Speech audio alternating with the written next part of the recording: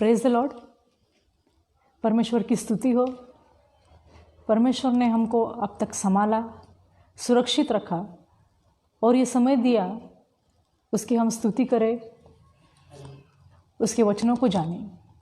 इसलिए हम परमेश्वर का धन्यवाद करते हैं। साथ ही साथ मैं प्रेयर ग्रुप टीम जीजस, इनका भी मैं शुक्रिया करना चाहती हूँ। जिन्होंने मुझे ये अवसर दिया अपने पेज से प्रभु के वचन आपके साथ बांटने के लिए। Thank you. साथ ही साथ मैं अजय पास्टर का भी धन्यवाद करना चाहती हूँ, जो अपनी प्रार्थना के द्वारा जिन्होंने मुझे सपोर्ट किया और मुझे एनकरेज किया। Thank you pastor. प्रियो, मेरा जो टॉपिक है, मेरा जो विषय है, वो है उकाब पक्षी से हम क्या सीख सकते हैं। A lesson from a eagle. हम एक वचन पढ़ेंगे।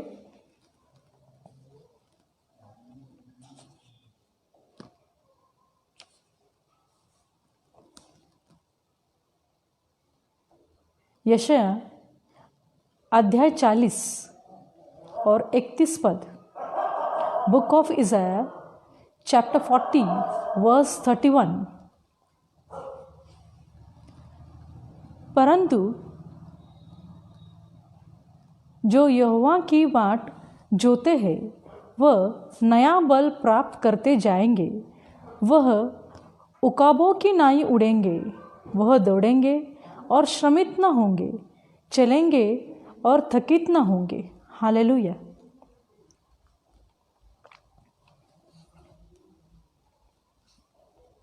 प्रियो, इसमें उकाब पक्षी, इसका उल्लेख किया गया है इस वचन में। तो हम पहले जानेंगे कि उकाब पक्षी, इसके बारे में थोड़ी हम जानकारी लेंगे। उकाब पक्षी एक बहुत ही प्रसिद्ध पक्षी है, जो अपनी ऊंची उड़ान के लिए प्रसिद्ध है, अपनी तेज़ नज़र उसके लिए प्रसिद्ध है, और वो काफ़ी अच्छा एक योद्धा है। वो हमेशा ऊंचे स्थान पर हमेशा उड़ता है और वो ऊंचे स्थान पर ही बैठता है। प्रियो, ये जो पक्षी है उसकी आयु 70 वर्ष तक की होती है। जब वो अपनी आयु के 40 उम्र जो है उसकी, वो जो पार कर जाता है, तो उसके नाखून जो होते हैं वो कमज़ोर होने लगते हैं। उसकी चोंच जो होती है वो टेढ़ी होने लगती है, और उसके जो पंख होते हैं, जो जॉइंट होता है उसके पंख का, वो भी उसके सीने से चिपकने शुरू हो जाते हैं। ऐसे हालात में वो पक्षी एक ऊंचे स्थान पर जाके, एक पहाड़ पर जाके, एक चोटी पर जाके रहता है। वहाँ रहते समय वो पक्षी अपनी चोंच को उस चट्टान के ऊपर मारता है। वो तब तक उस चट्टान के ऊपर उस अपनी चोंच को मारता है जब तक वो टूट न जाए, और इंतज़ार करता है नई चोंच आने का। जब उसे नई चोंच आ जाती है तो उस चोंच से वो अपने कमज़ोर नाखूनों को निकालना शुरू करता है, और फिर इंतज़ार करता है वो नाखूनों के आने का। जब उसके नाखून आ जाते हैं तो वो आहिस्ता आहिस्ता जो पंख उसके सीने से चिपके हुए थे उसे निकालना वो आहिस्ता आहिस्ता शुरू करता है। और जब वो पंख उसके निकलने शुरू हो जाते हैं तो फिर एक बार ये उकाब पक्षी अपनी ऊंची उड़ान के लिए तैयार हो जाता है, और फिर एक बार ये खुले आकाश में ऊंची उड़ान भरता है। हालेलुया। प्रियो, ये वचन में हमें यही बताया जाता है कि जो यहोवा की बाट जोते हैं वो नया बल प्राप्त करते जाएंगे। वह उकाबों की नाई उड़ेंगे। वह दौड़ेंगे और श्रमित न होंगे, चलेंगे और थकित न होंगे। हालेलुया। प्रियो, ये उकाब पक्षी से हमें सीखने के लिए मिलता है कि हमारे जीवन में कितनी समस्या आए, कितनी कठिनाइयाँ आई, हमें भी उस उकाब पक्षी के द्वारा हमें सीखने के लिए मिलता है कि हमने भी हमारी जो हिम्मत है वो खोनी नहीं चाहिए। भले हमारे जीवन में काफ़ी समस्या आए हो, वो समस्या हमारे जीवन के अंदर हमें मायूस कर देती है, निराश कर देती है, जीने की उम्मीद कभी कभी छोड़ देती है। जैसे हमारे समस्या होती है, हमारी बीमारियाँ, हमारे फाइनेंशियल प्रॉब्लम, हमारी नौकरी की प्रॉब्लम, हमारी शादियाँ की प्रॉब्लम, हमारे घर में एडिक्शन की प्रॉब्लम। हाँ प्रियो, हर जगह प्रॉब्लम, शादी हो तभी भी प्रॉब्लम्स, शादी नहीं हो तभी भी प्रॉब्लम्स, बच्चे हो तभी भी प्रॉब्लम्स, ना हो तभी भी प्रॉब्लम। घर के लिए हमारी चिंताएं, हमारी सेवकाई के लिए हमारी चिंताएं, ये सब चिंताएं हमारे जीवन के अंदर बनी रहती है और कभी कभी हम इससे निराश हो जाते हैं। कई लोग जीने की उम्मीद छोड़ देते हैं, कई लोग अपने जीवन का अंत भी कर देते हैं। लेकिन इस उकाब पक्षी के द्वारा, इस संदेश के द्वारा हमें परमेश्वर बताते हैं कि किस तरह से वो उकाब पक्षी अपने जीवन से मायूस नहीं होता है, वो किस तरह से उस चट्टान के ऊपर अपनी चोंच को मारता है, तब तक मारता है तब तक वो टूट न जाए। हाँ प्रियो, हमें भी हमारे जीवन के अंदर उपवास प्रार्थना के द्वारा, प्रभु के वचन के द्वारा परमेश्वर के चरणों में हमारी सारी समस्या को डालना चाहिए प्रियो। तब तक डालते रहना चाहिए जब तक हमें उसका उत्तर न मिल जाए, जब तक परमेश्वर हमें उसका आंसर न दे, तब तक हमें परमेश्वर के आगे हमारी प्रार्थना विनंती उनके वचनों द्वारा आधार पे हमें डालती रहनी चाहिए प्रियो। और जिस समय हमें हमारे प्रश्नों का उत्तर मिल जाता है, जैसे उकाब पक्षी अपनी नई चोंच फिर से पा लेता है, तब वो अपने नाखूनों को निकालना शुरू करता है। उसी तरह जब हम हमारे जीवन के अंदर हमारे प्रश्नों के उत्तर हमें जब मिल जाते हैं, हमें भी उसे लोगों तक बांटना चाहिए, उन्हें भी हमने हिम्मत देनी चाहिए, उन्हें भी हमें ये प्रभु के बारे में बताना चाहिए कि हमारा प्रभु कितना भला है, हमारे कितनी कठिनाई समस्या में परमेश्वर हमें किस तरह से बाहर निकालता है। हाँ प्रियो, जब हम प्रार्थना द्वारा और विनती द्वारा जब हम प्रभु में आगे बढ़ते जाते हैं, तब हम प्रभु यीशु में हमारी जड़ों को मजबूत करते जाते हैं। जब हमारी जड़ें मजबूत होने लगती है, तब हमारा विश्वास भी परमेश्वर के ऊपर और बढ़ने लगता है और इस विश्वास के द्वारा हमारा जीवन एक नए रीति से परमेश्वर के अंदर उत्साह से काम करना शुरू करता है। हाँ प्रियो, ये उकाब पक्षी हमारे जीवन के लिए एक बहुत बड़ा उदाहरण है कि इतनी समस्या होने के बावजूद भी, इतनी कठिनाइयाँ होने के बावजूद भी वो अपनी हिम्मत नहीं हारता है प्रियो। हम तो मनुष्य है, परमेश्वर ने हमें अपने स्वरूप में बनाया है, हमें सोचने की, समझने की, अपने पसंद नापसंद को चुनने की उसने हमें फ्री विल दी है। फिर भी हम अपने जीवन से मायूस हो जाते हैं, संकट से हम डर जाते हैं। तो ये उकाब पक्षी इस वचन के द्वारा हमें सिखाता है कि परमेश्वर हमारा साथ कभी नहीं छोड़ता, वो हर समय हमारी मदद के लिए तैयार रहता है। सिर्फ वो हमारी विनती की, हमारी प्रार्थना की वो रास्ता देखता है कि कब मेरा बच्चा मेरे पास अपनी विनती लेके आएगा, कब मेरा बच्चा मुझसे बात करेगा अपनी समस्या के लिए। हाँ प्रियो, जब हम प्रभु से बात करेंगे, जब हम प्रभु से हमारी समस्या बताएंगे, तब परमेश्वर हमारी उस समस्या का उत्तर ज़रूर देता है। वो अपने बच्चों से बहुत प्यार करता है। हालेलुया। हम एक वचन देखेंगे, भजन संहिता उसका 130वां अध्याय और 5वां वचन। Book of Psalm 103 chapter verse 5। वह तो तेरे लालसा को उत्तम पदार्थों से तृप्त करता है, जिससे तेरी जवानी उकाब के समान नहीं हो जाती है। हालेलुया। प्रियो, परमेश्वर हमें जीवन के हर एक चीज़ों से हमें खुश रखता है, तृप्त रखता है प्रियो। और जब हमारा भी विश्वास उसी तरह दृढ़ होता है जिस तरह से वो उकाब पक्षी ने कार्य किया, तो हमारा जीवन भी उस पक्षी की तरह एक नया हो जाता है, परमेश्वर के विश्वास के द्वारा, परमेश्वर के प्रार्थना के द्वारा, परमेश्वर के वचन पढ़े जाने के द्वारा। हालेलुया। प्रियो, उकाब पक्षी हमें बहुत कुछ सिखाता है। जब हम व्यवस्था विवरण इसका 32 अध्याय और 11वां पद जब हम देखते हैं, हम पढ़ेंगे व्यवस्था विवरण 32 अध्याय उसका 11वां पद। Book of Deuteronomy 32 chapter verse 11। जैसे उकाब अपने घोंसले को हिला हिला कर अपने बच्चों के ऊपर ऊपर मंडलाता है, वैसे ही उसने अपने पंख फैलाकर उसने अपने परों पर उठा लिया है। आमीन। प्रियो, ये व्यवस्था विवरण ये मूसा के लिखी हुई किताब है, जिसका टाइटल जो है उस पर लिखा है मूसा का गीत, सॉन्ग ऑफ मोसेस।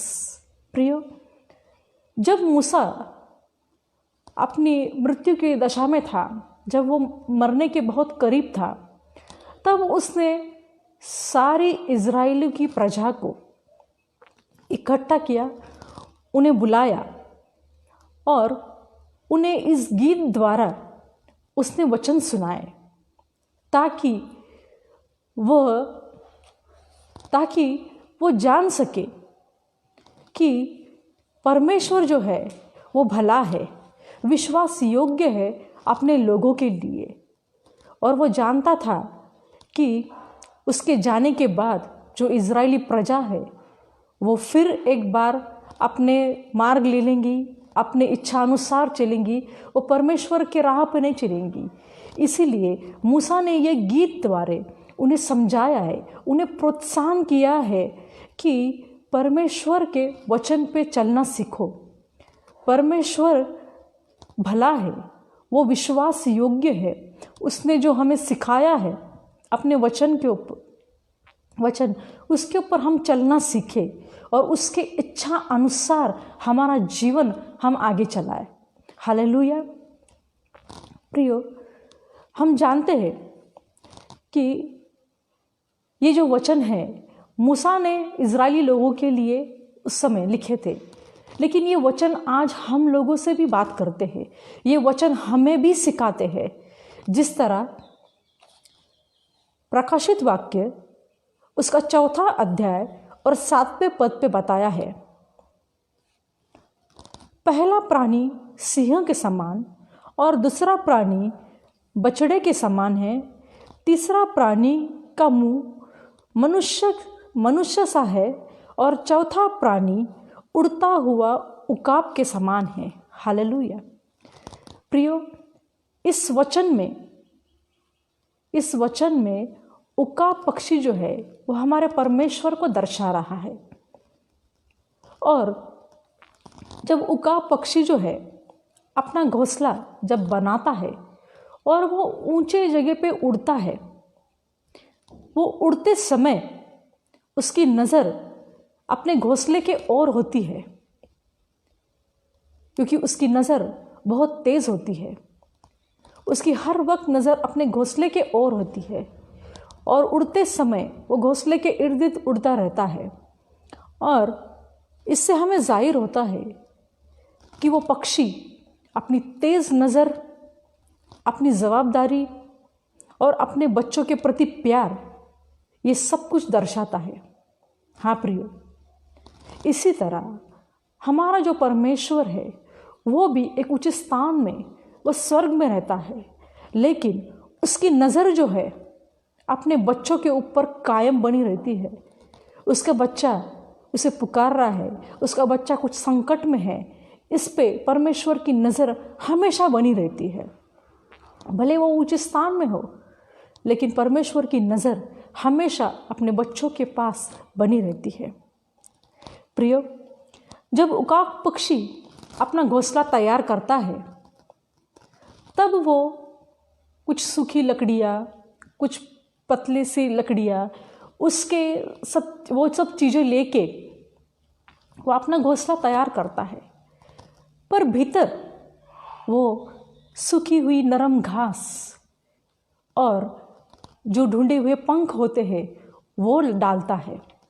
और जब वो अपने अंडे उसमें जब देता है और इंतज़ार करता है, और उस अंडों में से जब उकाब के बच्चे निकलते हैं और जैसे जैसे वो बच्चे बड़े बड़े होने लगते हैं, उकाब पक्षी उन्हें देखता है कि वो किस रीति से वो बढ़ रहे हैं। और जब उसे लगता है कि अब ये बढ़ रहे हैं, अभी इन्हें उड़ना सीखना चाहिए, तब इसे वचन में कहा है, जैसे उकाब अपने घोंसले को हिला हिला कर अपने बच्चों के ऊपर मंडलाता है। हाँ प्रियो, वो उकाब पक्षी अपने घोंसले को जोर जोर से हिलाता है ताकि वो बच्चे उस घोंसले में से नीचे गिरे। जब वो बच्चे उस घोंसले में से नीचे गिरते हैं तो वो उकाब पक्षी उनके ऊपर मंडलाता रहता है और ध्यान देता है कि वो बच्चे किसी पेड़ से टकराए ना, किसी चट्टान से टकराए ना, किसी चीज़ से वो टकराए ना, इसलिए वो इनके ऊपर मंडलाता रहता है। हाँ प्रियो, वो बच्चे गिरते हैं, आड़े टेढ़े होके कैसे करके वो गिरते हैं। जब उकाब पक्षी देखता है तो वो उसको अपने पंख के ऊपर फिर से उठा लेता है। हाँ प्रियो, वैसे ही हमारा प्रभु परमेश्वर जो हमसे इतना प्यार करता है, हमारे जीवन की समस्या में जब हम कमज़ोर होने लगते हैं, गिरने लगते हैं, तो वो भी हमें इसी तरह उठा लेता है। पर हमारे परमेश्वर की ये इच्छा है कि हम जब उसके पीछे चल रहे हैं इस संसार में, हम उसकी आज्ञाओं पे चल रहे हैं, हम उसके पीछे चल रहे हैं, हमारे जीवन में तभी भी काफ़ी समस्या, काफ़ी परेशानियाँ आती है। उस परेशानी के द्वारा हमने जो हमारा विश्वास है प्रभु के ऊपर, वो खोना नहीं चाहिए। हमारा विश्वास हमने दृढ़ रखना चाहिए, क्योंकि परमेश्वर हर समस्या से हमें बाहर निकालेगा।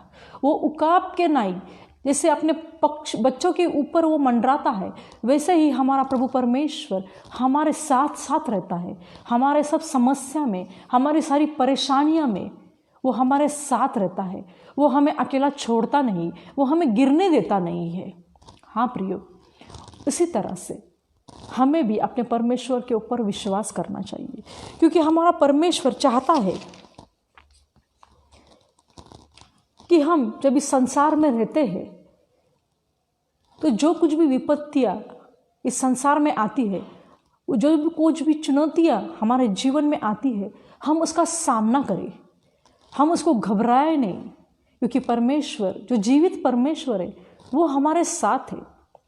बहुत बार ऐसा होता है सेवकाई के अंदर, जब कोई सेवक नई नई शुरुआत करता है प्रभु की सेवकाई के अंदर, तो परमेश्वर उसको चलाता है और चलाते समय उसे कई विपत्तियों का, कई दुखों का सामना करना पड़ता है। ये समय उसके परखने का समय होता है। परमेश्वर उसको उस परेशानी में से, उस विपत्ति में से जाने देता है, ताकि परमेश्वर उसको मजबूत करना चाहता है, उसको स्ट्रांग करना चाहता है। जब हम इस विपत्ति से गुजरते हैं तो हमें ये विश्वास रखना चाहिए कि जिस परमेश्वर ने हमें ये बुलाहट दी है, जिस परमेश्वर ने हमें चुना है, वो हमारे साथ है, वो हमें कभी भी छोड़ेगा नहीं। ये हमारे परखने का समय है। ये इस चीज़ का हमें एहसास होना चाहिए, इस चीज़ की हमें जानकारी होनी चाहिए। हाँ प्रियो, ये हमारे लिए बहुत ज़रूरी है कि हमें हमारे परमेश्वर के बारे में मालूमात होनी चाहिए कि हमारा परमेश्वर हमारे साथ है और वो अपने पंख फैलाकर हमारे गिरते समय हमें वो उठा लेगा, हमें वो संभाल लेगा। ये हमारा विश्वास हमारे परमेश्वर के ऊपर दृढ़ होना चाहिए। ओह यस, क्योंकि हमारा परमेश्वर वो जीवित परमेश्वर है, वो कोई मूर्त नहीं है। और जीवित लोग ही हमारी प्रार्थना सुन सकते हैं, जीवित ही हमारी प्रार्थना का उत्तर दे सकते हैं। और हमारा परमेश्वर जो हमारे लिए इतना कुछ सहा, उस क्रूस पे बलिदान दिया ताकि हम जिए, वो नहीं चाहता है अपने बच्चे कुछ विपत्ति में, कुछ संकट में पड़कर अपने जीवन को गंवा दे। इसलिए वो हमारे साथ साथ बना रहता है। प्रियो, हम बहुत कंफर्ट जोन में अपने घर में रहते हैं, सब सुख सुविधाओं के साथ हम अपने घर में रहते हैं, लेकिन हम ये अपेक्षा भी करते हैं कि प्रभु हमें चलाए, उसके सेवकाई में हमें बढ़ाए, उसके सेवकाई के लिए हमें चुने, और वो चुनता भी है प्रियो। पर हम क्या उससे एकनिष्ठ रहते हैं? क्या हम उतना ही भरोसा उसके ऊपर करते हैं जितना परमेश्वर हमारे पर करता है कि इस बच्चे को मैंने चुना है और ये आगे चलेगा? आज हम हमारे कंफर्ट जोन में रहना चाहते हैं, हम सब सुख सुविधाओं के साथ हमारे घर में बैठ के हम प्रभु का काम करना चाहते हैं। लेकिन प्रियो, हम कभी उनके बारे में सोचा है जो लोग गांव में रहते हैं, विलेजेस में रहते हैं? उनके बारे में हमने कभी सोचा है? नहीं। हमें सोचना चाहिए, अगर हम परमेश्वर की सेवा करना चाहते हैं, हमारे कंफर्ट जोन को हमको छोड़ के हमें बाहर निकालना चाहिए। उन लोगों तक हमें पहुंचना चाहिए, प्रभु के संदेश हमें वहां तक पहुंचाने हैं, क्योंकि परमेश्वर का वचन कहता है कि पृथ्वी के छोर तक तुम्हें मेरी साक्ष्य देनी है। हाँ प्रियो, क्या हम उस पृथ्वी के छोर तक जा सकते हैं? क्या हम हमारे कंफर्ट जोन को छोड़कर ऐसे जगह स्थानों पे जा सकते हैं जहाँ पर लोग भूखे और प्यासे हैं प्रभु के वचन के लिए, पर उनको लिखना पढ़ना नहीं आता, वो पढ़ नहीं सकते और इसलिए वो प्रभु के वचन में पीछे होते हैं? क्या हम उन तक पहुँच सकते हैं? क्या हम उनके लिए प्रार्थना कर सकते हैं कि प्रभु वहाँ जाने के लिए किसी सेवक के मार्ग खोल, वहाँ तेरे संदेश जाने के लिए परमेश्वर उनकी राह खोल? हाँ प्रियो, मेरी आप सबसे विनती है, जो आप ऑनलाइन जुड़े हैं, जो देख रहे हैं इस संदेश को या बाद में जब देखेंगे, मेरी आप सबसे विनती है कि ऐसे जगहों के लिए आप प्रार्थना करें जहाँ पर लोग परमेश्वर के वचन सुनना चाहते हैं, उन्हें परमेश्वर के बारे में जानकारी हासिल करना चाहते हैं, क्योंकि उन्होंने कहाँ से सुना है कि प्रभु यीशु मसीह एक प्रेम का परमेश्वर है, उसके नाम में चमत्कार है, उसके नाम में चंगाई है, उसके नाम में छुटकारा है, उसके वचनों में जीवन है। ये वो जानते हैं, लेकिन वहाँ तक पहुँचने के लिए कोई नहीं है।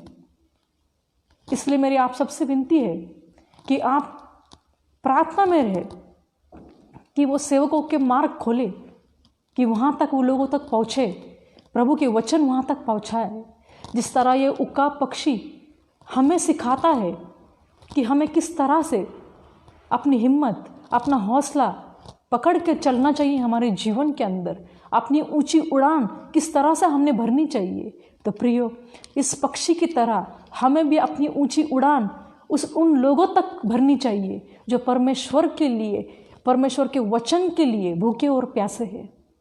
हाँ प्रियो, मैं कई बार देखती हूँ मैसेज के द्वारा फेसबुक के ऊपर अलग अलग लोग प्रचार करते हैं और कमेंट बॉक्स पे लोगों की रिक्वेस्ट आती रहती है कि हमारे लिए प्रार्थना करो, परमेश्वर से हमारे लिए प्रार्थना करो, हमें पवित्र आत्मा से भरना है, हमें स्पिरिचुअल ग्रोथ में बढ़ना है।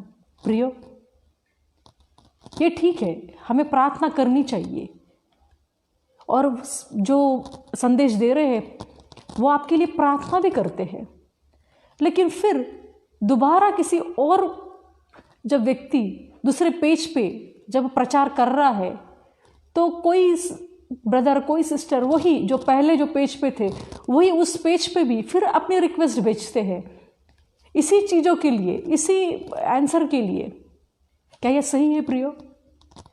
क्या उस प्रचारक ने, उस सेवक ने, उस मैन ऑफ गॉड ने जो आपके लिए प्रार्थना की है, क्या आप उसके ऊपर संदेह करते हैं? क्या आपका विश्वास नहीं है कि प्रभु ने जो उनके द्वारा आपकी जो प्रोफेसी की है, जो आपको बताया है, क्या आप उसके ऊपर बिलीव नहीं करते? आप अपने प्रोफेसी के ऊपर डाउट नहीं करना चाहिए। आपने बल्कि उस प्रोफेसी का स्वीकार करना चाहिए कि प्रभु ने मेरे लिए अपने संदेश द्वारा, अपने सेवक द्वारा यह प्रोफेसी की है।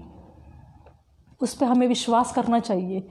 और जिस रीज़न के लिए आपको परमेश्वर ने चुना है, जो प्रोफेसी की है, उस रीज़न के लिए आपको प्रभु के वचन में स्ट्रांग होना है, आपको उसमें मजबूत होना है, ताकि आप औरों को भी प्रभु के वचन में ला सके।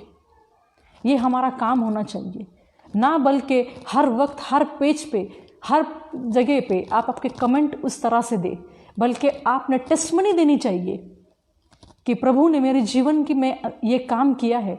प्रभु ने जो प्रोफेसी की थी मेरे लिए जिस सेवक द्वारा, आज वो प्रोफेसी पूरी हुई है। हालेलुया। ये मेरा जो मैसेज है आपको एनकरेज करने के लिए है। इसीलिए मैंने यह टॉपिक लिया है कि हम उकाब पक्षी से क्या सीख सकते हैं। वो तो एक पक्षी है जो परमेश्वर ने हमको उदाहरण दिया है उनके वचनों के थ्रू, और ऐसे कई वचन हैं जो उकाब पक्षी से कनेक्टेड है पवित्र शास्त्र के अंदर। लेकिन ये 2 वचन मैंने इसलिए लिए हैं ताकि इसमें गहराई है। हम इसके अंदर और गहराई तक जाके हम इस पर विचार कर सकते हैं। Excuse me. हम सोच सकते हैं कि सही में हमारा परमेश्वर, हमारे पे जो संकट आते हैं, जो विपत्ति आती है, हमें उससे डरना नहीं चाहिए, क्योंकि ये हमारे परीक्षा का समय होता है, हमारे परखने का समय होता है। क्योंकि परमेश्वर हमको परखना चाहता है कि मैंने इस व्यक्ति को चुना है, मैंने इस बच्चे को चुना है, मैंने इस बच्चे को चुना है, क्या ये वचनों में स्थिर खड़ा हो सकता है? क्या ये वो वचनों के अंदर उतनी ही गहराई से उतर सकता है जितने गहराई के मेरे वचन हैं? क्या उन लोगों तक ये वचन पहुंचा सकता है? हाँ प्रियो, ये हमारी जिम्मेदारी है। जब हमारे परमेश्वर ने हमें उसके कामों के लिए चुना है, तो हमें अपने काम के प्रति हमें एक निष्ठ रहना है। हमें सच्चे दिल से परमेश्वर के उस काम को पूरा करना है, तभी हम हमारी दौड़ पूरी कर सकेंगे, तभी हम उस मकाम तक पहुंचेंगे जो परमेश्वर ने हमारे लिए स्वर्ग में रखा है। जो भी हमारे इर्द गिर्द है, लोग हैं, उन तक संदेश पहुंचाओ, उन्हें प्रभु के बारे में बताओ। और खास करके जो लोग कमज़ोर है, जो समस्या में है, उनके लिए आप एक मार्ग तैयार करो, उनसे मिलने का, प्रभु के वचन उनसे बांटने का। ये बहुत सुंदर जरिया परमेश्वर ने निकाला है इस लॉकडाउन के चलते, कि हम प्रभु के वचन इस पेज से, इस मोबाइल के ज़रिए लोगों तक पहुंचा सके। लेकिन प्रियो, उन लोगों का क्या जिनके पास ये सुविधा नहीं है, जिनके पास ये सब चीज़ें अवेलेबल नहीं है, उनका क्या? हम तो लॉकडाउन के ज़रिए भी अपने घर में बैठ के परमेश्वर के वचन का उपयोग या मैसेज सुनना इस मोबाइल के ज़रिए हम सुनते थे। पर इस लॉकडाउन के चलते उन लोगों का क्या जिनके पास ये ज़रिया नहीं है प्रभु के वचन का? हाँ प्रियो, हमें सब ऐसे एरियाज़ के लिए, ऐसे सब लोगों के लिए हमें प्रार्थना करनी चाहिए परमेश्वर से कि प्रभु जो जो प्रचारक, जो जो सेवक आपने चुने हैं उस जगह के लिए उनको हिम्मत दे, उनको तेरे सामर्थ्य से भर, ताकि वो वहाँ जाके आपके वचनों का प्रचार कर सके। हाँ प्रियो, क्योंकि हमारी प्रार्थना, हमारी सपोर्ट एक दूसरे के लिए बहुत ज़रूरी है। क्योंकि हम सब अलग अलग स्थान से भले हैं, अलग जगह से है, हमारे जो रेवलेशन से बुक के जो वचनों के सब अलग अलग है, लेकिन हमारा उद्देश्य एक ही है, परमेश्वर का वचन लोगों तक पहुंचाना, सही परमेश्वर की जानकारी लोगों तक देना, परमेश्वर के वचनों का सही अर्थ और सही संदेश उन तक पहुंचाना। हाँ प्रियो, ये सारी जिम्मेदारी हम सब सेवकों की है, भले हम महिला हो, पुरुष हो, जवान हो, हम सबकी जिम्मेदारी है ये। अगर परमेश्वर ने हमको चुना है तो हमारा काम है कि परमेश्वर के इस काम को पूरी रीति से हम अंजाम दें, उसके मकाम तक हम पहुँचे, तब हम हमारी दौड़ पूरी कर सकेंगे। हाँ प्रियो, ये जब संदेश मैंने आपको दिया है, ये पवित्र आत्मा के अगुवाई में दिया है कि पवित्र आत्मा ने मुझे कहा कि मेरे लोग थोड़ी सी विपत्तियां से डर जाते हैं, कमज़ोर हो जाते हैं। जैसे इस कोरोना वायरस के दौरान जो लॉकडाउन गिरा था, काफ़ी समस्या से लोगों को गुजरना पड़ा, काफ़ी परेशानी से गुजरना पड़ा, लेकिन जो भी सेवक प्रभु यीशु में मजबूत थे, उनके वचनों में दृढ़ थे, परमेश्वर ने उनकी हर ज़रूरतों को इस लॉकडाउन के ज़रिए भी पूरा किया है। उनके परिवार को आशीषित किया है, उनको चलाया है, उनका संभाल किया है। हाँ प्रियो, ये बहुत बड़ा उदाहरण है हम सब आगे आने वाले जो नए सेवक हैं उन सब के लिए कि परमेश्वर इतनी कठिन परिस्थिति में, इतने संकट के दौरान भी अपने सेवकों को छोड़ता नहीं है, अपने बच्चों को छोड़ता नहीं है, वो संभालता है, उनकी हर ज़रूरतों को पूरा करता है।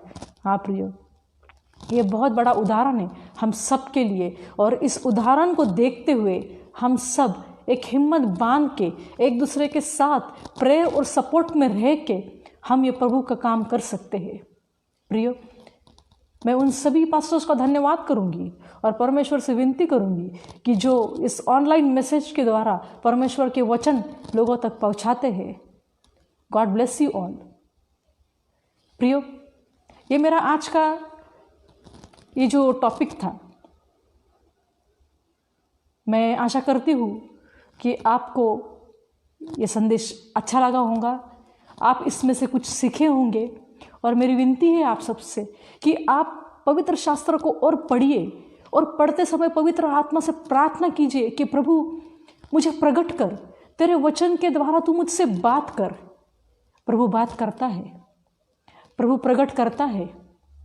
और जब आपको कोई भी रिवलेशन, कोई भी चीज़ जब आपको समझ में आए तो आप उसको लिख लीजिए और उसके ऊपर अध्ययन कीजिए। वो प्रभु का जो शब्द है वो आपसे बात करता है पवित्र आत्मा द्वारा, और आप उसके अनुसार अपनी अध्ययन कीजिए बाइबल का। हालेलुया।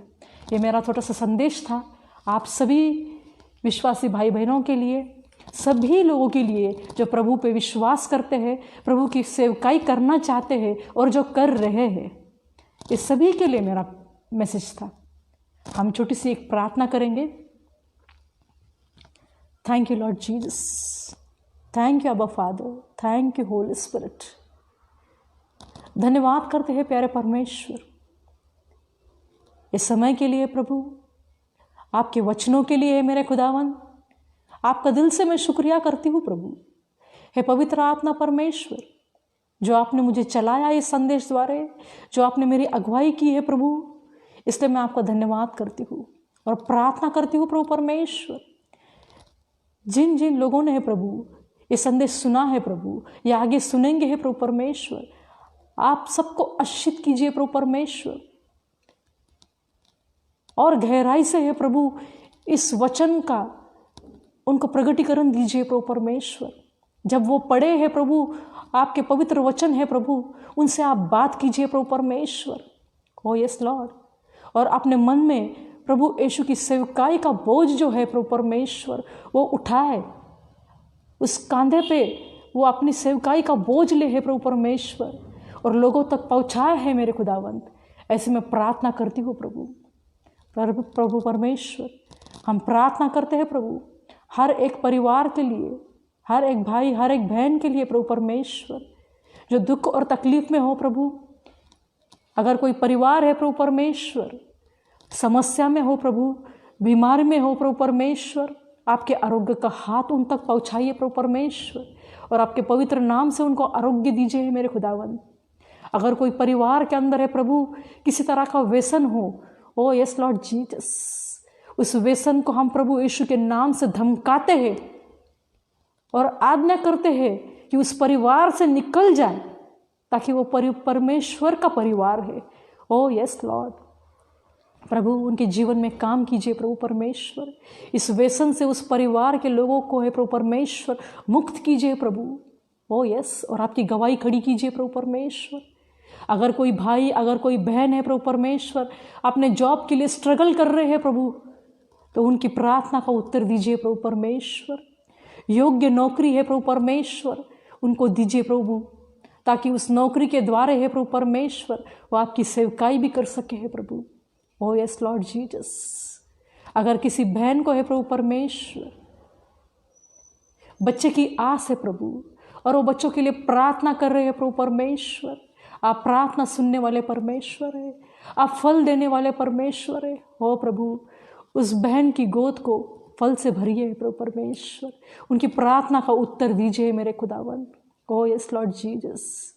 हो प्रभु ऐसे कई परिवार है प्रभु परमेश्वर जहाँ बच्चे हैं प्रभु, लेकिन उनमें कुछ दोष है प्रभु। कहीं बच्चे सुन नहीं पाते, कोई देख नहीं पाता, कोई बोल नहीं पाता है प्रभु परमेश्वर।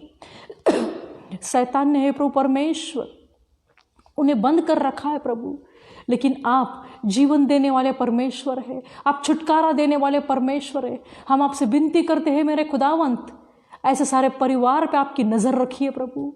जिस तरह से हमने वचन में देखा प्रभु कि उकाब पक्षी कितने भी ऊंचे उड़ा है प्रभु परमेश्वर, पर उसकी नज़र अपने घोंसलों पे होती है प्रभु परमेश्वर। उस तरह आप ऊंचे स्थान पर, आप स्वर्ग में रहने वाले परमेश्वर है, लेकिन आपकी नज़र आपने हर एक बच्चे के ऊपर है मेरे खुदावंत। आपकी नज़र उस परिवार पर डालिए प्रभु जो अपने बच्चों के लिए विनती कर रहे हैं मेरे खुदावंत, और आपकी एक गवाही वहाँ पर खड़ी कीजिए मेरे प्रभु। Oh yes Lord Jesus. मैं प्रार्थना करती हूँ प्रभु परमेश्वर, जो भाई जो बहन है प्रभु परमेश्वर आपकी सेवकाई करना चाहते हैं प्रभु, आपकी सेवा में आगे बढ़ना चाहते हैं प्रभु परमेश्वर। Oh yes Lord Jesus. जो उनको बुलाहट आपने दी है प्रभु, वो बुलाहट उनको समझने दीजिए प्रभु परमेश्वर, उस बुलाहट का अर्थ उन्हें समझने दीजिए प्रभु, और उस दौरान है प्रभु परमेश्वर पवित्र आत्मा से उनको विनती करने दीजिए मेरे खुदावन कि वो तैयार हो उस बुलाहट को लिए। ओ प्रभु आपका मार्गदर्शन उनको कीजिए मेरे खुदावंत। Oh yes Lord Jesus. मैं प्रार्थना करती हूँ प्रभु हर एक उस सेवक के लिए प्रभु परमेश्वर जो आत्मिकता से है प्रभु आपका प्रचार कर रहे हैं, आपकी सेवकाई कर रहे हैं प्रभु, आपका अनुग्रह है प्रभु परमेश्वर, आपकी अनॉइंटिंग है प्रभु परमेश्वर उन सेवकों के ऊपर, उनके परिवार के ऊपर आप कीजिए प्रभु परमेश्वर। उनके जीवनों में है प्रभु परमेश्वर कोई चीज़ की उनको कमी ना होए प्रभु परमेश्वर, ऐसे उनको अनॉइंट कीजिए मेरे खुदावंत। Oh yes Lord Jesus. उनकी मिनिस्ट्री को आशीषित कीजिए प्रभु परमेश्वर। Oh yes Lord Jesus. ओ प्रभु परमेश्वर धन्यवाद करती हूँ प्रभु, धन्यवाद करती हूँ प्यारे परमेश्वर इस समय के लिए प्रभु जो आपने हमें दिया है, आपको याद करने के लिए, आपके वचन को याद करने के लिए प्रभु परमेश्वर। Thank you Lord. इसके आगे का सारा समय है परमेश्वर हम आपके हाथ में समर्पित करते हैं। हमारा जीवन है प्रभु आपके हाथ में देते हैं, आपकी इच्छानुसार है प्रभु हमारे जीवन को चलाइए प्रभु। Oh yes Lord Jesus. और ये प्रार्थना हमारा प्रभु परमेश्वर इसके प्रिय नाम से हम मांगते हैं, आमीन। Thank you Lord, thank you Jesus, thank you Holi